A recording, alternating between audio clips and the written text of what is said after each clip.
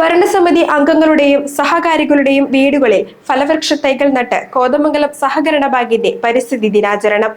വിദേശികളായ ഫലവൃക്ഷ തൈകളാണ് നട്ടത്.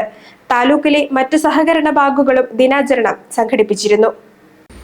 കോതമംഗലം സഹകരണ ബാങ്ക് പരിസ്ഥിതി ദിനത്തിലെ വൃക്ഷത്തൈ വിതരണം വേണ്ടെന്നുവെച്ചാണ് ഭരണസമിതി അംഗങ്ങളുടെയും സഹകാരികളുടെയും വീടുകളിൽ വിദേശ ഇനം ഫലവൃക്ഷത്തൈകൾ നട്ടുപിടിപ്പിക്കുന്ന പദ്ധതി ഏറ്റെടുത്തത്.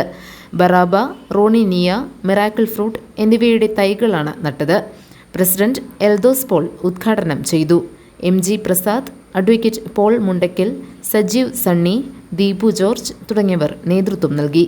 ഇപ്പോൾ ഞാൻ പരിസ്ഥിതിയുടെ വ്യതിയാനത്തിൻ്റെ അല്ലെങ്കിൽ പരിസ്ഥിതിയുടെ നശീകരണത്തിൻ്റെ ഭാഗമായി നമ്മുടെ കാലാവസ്ഥയടക്കം വ്യതിയാനം സംഭവിക്കുന്ന ഒരു കാലഘട്ടത്തിൽ പരിസ്ഥിതിയെ നന്നായി സംരക്ഷിക്കേണ്ട ഉത്തരവാദിത്വം സമൂഹത്തിനകത്ത് ഓരോരുത്തരും ഏറ്റെടുക്കേണ്ടുന്ന ഒരു കാലഘട്ടത്തിലൂടെയാണ് നാം മുന്നോട്ട് പോകുന്നത്.